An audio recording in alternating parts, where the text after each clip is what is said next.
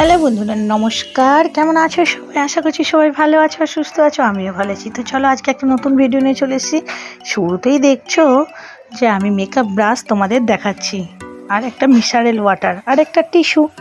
কেন দেখাচ্ছি বলো তো? চলো তোমাদের সঙ্গে শেয়ার করি। আমরা না প্রত্যেকেই মেকআপ ব্রাশ, যখন আমরা প্রথম মেকআপ শিখি, তো তারা প্রত্যেকেই কিন্তু পাজল হয়ে যাও যে মেকআপ ব্রাশ কীভাবে পরিষ্কার করব। আর মেকআপ ব্রাশগুলো ক্লিন করতে সেই মেকআপ ব্রাশের ক্লিনজারগুলো বেশ টাকা লাগে। তো আমাদের পকেট ফ্রেন্ডলি হলে খুব বেশ ভালো হয়, তাই না? তো সেই ক্ষেত্রে আমি নিজে চেষ্টা করে দেখলাম যে আমার বাড়িতে যা আছে সেটা দিয়ে চেষ্টা করে দেখি হয় কি না। তো হ্যাঁ, একদম কার্যকরী। তো চলো, একটা টিস্যু আর একটা মিনারেল ওয়াটার হলেই কিন্তু তোমার মেকআপ ব্রাশ পরিষ্কার হয়ে যাবে। হ্যাঁ, দেখতেই পাচ্ছ তোমরা। একটুখানি টিস্যুতে মিনারেল ওয়াটার নিয়ে ক্লকওয়াইজ অ্যান্টি ক্লকওয়াইজ হিসাবে আমরা যদি সার্কেল করে ঘোরাতে থাকি, তাহলে দেখবে সমস্ত পাউডার ব্রাশগুলো থেকে সমস্ত শ্যাডো কিন্তু দেখো টিস্যুর মধ্যে লেগে যাচ্ছে। আর এই একটা টিস্যুতেই কিন্তু সমস্ত ব্রাশ ক্লিন হয়ে যাবে। আর হ্যাঁ, এগুলো কিন্তু পাউডার ব্রাশের জন্য। আর ক্রিম ব্রাশের জন্য কিন্তু অবশ্যই মিনারেল ওয়াটার দিয়ে পরিষ্কার হবে। সেটাও তোমরা দেখতে থাকো, তোমরা বুঝতে পারবে। আর হ্যাঁ, আমি এখানে একটু ফাস্ট করে দিয়েছি যাতে ভিডিওটা একটু শর্ট হয় আর তোমাদের সময়টা কম যায়। তো চলো, আর হ্যাঁ, এইরকম ভিডিও দেখতে তোমাদের কেমন লাগছে অবশ্যই কমেন্টে জানিও। আর কী ধরনের ভিডিও দেখবে সেটাও আমাকে কমেন্টে জানিও। তোমাদের একটা কমেন্ট কিন্তু আমাকে ভিডিও বানাতে আরও উৎসাহিত দেবে।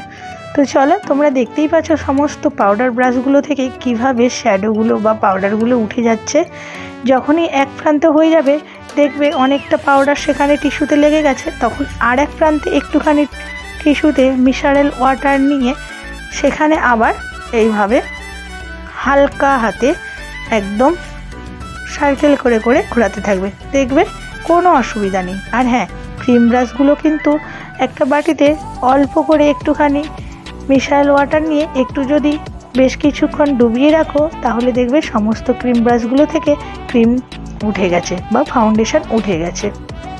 আর হ্যাঁ, তোমাদেরকে আরেকটা কথা বলে রাখি, তোমরা কিন্তু বাড়িতে থাকা ডাভ সাবান দিয়েও ক্লিন করতে পারো, তাতেও দেখবে বেশ ভালো থাকবে। আর হ্যাঁ, আরেকটা কথা মনে রেখো, তোমরা কিন্তু এগুলো পরিষ্কার করে সঙ্গে সঙ্গে আবার কাজ করতে শুরু করে দিও না। এগুলো বেশ কিছুক্ষণ রোদে দেওয়ার চেষ্টা করবে, দেখবে খুব সুন্দর। আর যেখানে দেখবে রোদ নেই, তাহলে ড্রায়ারের সাহায্যে হালকা উষ্ণতায় শুকিয়ে নিতে পারো বা হালকা ঠান্ডা হাওয়াতে শুকিয়ে নিতে পারো, তাতেও দেখবে খুব ভালো থাকবে। আর ব্রাশ সবসময় মনে রাখবে একটা ঝাঁকার মধ্যে দাঁড় করিয়ে রাখলে সোজা করে খুব ভালো থাকে। তো চলো, তোমরা তো দেখতেই পেলে কিভাবে ব্রাশগুলো একদম ক্লিন হয়ে গেল। এরপর আসবো ক্রিম ব্রাশে। ক্রিম ব্রাশগুলো পরিষ্কার করতে বেশ খানিকটা সময় লাগে, তবে মিনারেল ওয়াটারে কিন্তু সময় লাগে না। তো যাই হোক, তোমরা এই চ্যানেলটা এই ধরনের টিপস পেতে কিন্তু অবশ্যই সাবস্ক্রাইব করো, শেয়ার করো, একটা লাইক করো, আর অবশ্যই কিন্তু কমেন্ট করে যেও। তো চলো, আর বেশি কথা নয়, তোমরা দেখতে থাকো। আর তাহলে ভয় পেও না কিন্তু যে মেকআপ ব্রাশ কীভাবে পরিষ্কার করবে, খুব ইজিভাবেই পরিষ্কার হয়ে যাবে।